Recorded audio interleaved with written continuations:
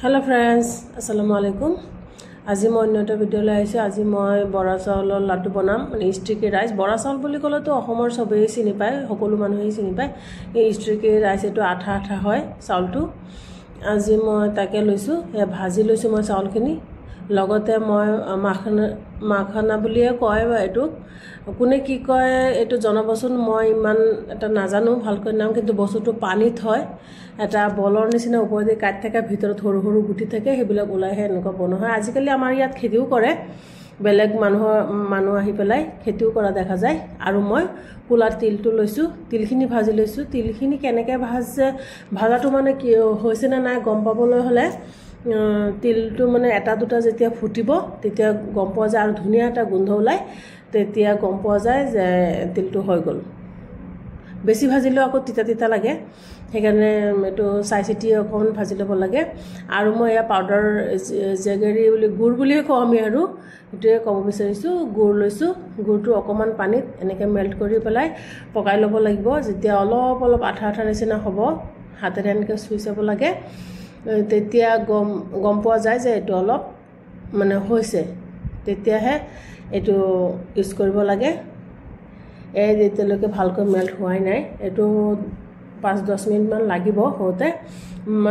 তেতিয়ালৈকে মই চাউলখিনি গুড়া কৰি লৈছোঁ। চাউলখিনি গুড়া কৰি মই চুজি চালা, পাতল চালনি হয় এইটো, ইমান একদম ফিনিচিং কৰিব নালাগে, গুড়িখিনি কোনো দৰকাৰেই নাই। একদম চুজি চালা পাতল চালনি হয় এইটো, চালনিৰে চালি লৈছোঁ। গোটেইখিনি মই এনেকৈ গুড়ি কৰি চালি ল'ম। গোটেইখিনি মই দেখুওৱা নাই, মোৰ হৈয়ে গ'ল। লগতে মই মাখানাখিনিও এনেকৈ গুড়ি কৰি ল'ম, লৈ পেলাই তাতে মিলাই দিম। এইটো একদম হেল্ডি লাড্ডু হৈছে, কোনো অইল চইল ইউজ হোৱা নাই, একো বেলেগ বস্তু ইউজ হোৱা নাই। এইটো একদম হেল্ডি হয়। আৰু মাখানাখিনিও মই এনেকৈ চালি লৈছোঁ। আকৌ কৈছোঁ চালনীখন খুবেই পাতল, ইমানে ঘন নহয়।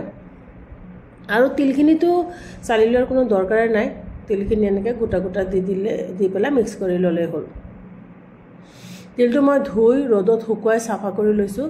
আধা চাফা হৈছে, আধা কিন্তু আছে, ইমানো নাই। কিন্তু তিলৰ বাকলিৰ ৰংটো লাগি সেইখিনিও ক'লা ক'লা নিচিনা দেখা গৈছে, কিন্তু ইমান ক'লা নহয়, চাফাই হৈ গৈছিলে বাকলিটো।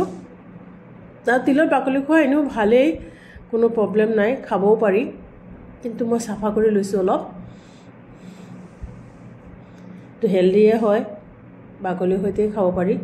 এয়া মই গোটেইখিনি মিক্স কৰি লৈছোঁ। মিক্স কৰি লৈ পেলাই এতিয়া মই গুড়খিনি যে পকাই লৈছোঁ, এই গুড়খিনি ইয়াত অলপ অলপকৈ দি, ঠাণ্ডা হৈ গ'লে নহ'ব, এইটো অলপ গৰমে গৰমে ঢালি পেলাই মিক্স কৰি পেলাই লাড্ডুটো বনাব লাগিব। ঠাণ্ডা হৈ গ'লে এইটো নহ'ব, একদম গুড়িখিনি গোটা গোটা হৈ যাব আৰু লাড্ডুটো নহ'ব।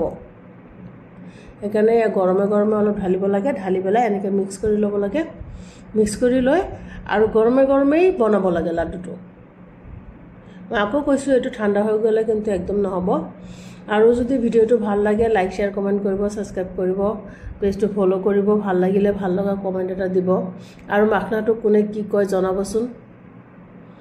মই বেলেগ বেলেগ নাম নাজানো, সেইকাৰণে মাখনা বুলিয়ে আমি কওঁ যিহেতু। এয়া ভালকৈ মিলাই লৈছোঁ। এইটো পূৰা গৰম, কিন্তু এতিয়া গৰমে গৰমেই বনাব লাগিব লাড্ডুটো, নহ'লে এইটো জইন নল'ব। গুড়খিনি ঠাণ্ডা হৈ গ'লে আৰু আকৌ অলপ গেছত দি পেলাই গৰম কৰি ল'লেই হ'ল। এয়া এনেকৈ বনাইছোঁ। এয়া ৰঙা দেখিছে গুড় দিয়াৰ কাৰণে। এতিয়া মই শুকান গুড়িখিনিত অলপ মিলাই দিম, এতিয়া বগা বগা লাগিব।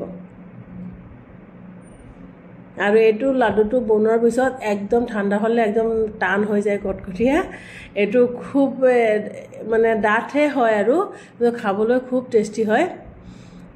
এয়া ঠাণ্ডা হ'ল কাৰণে এইটো টানেই হৈ গ'ল।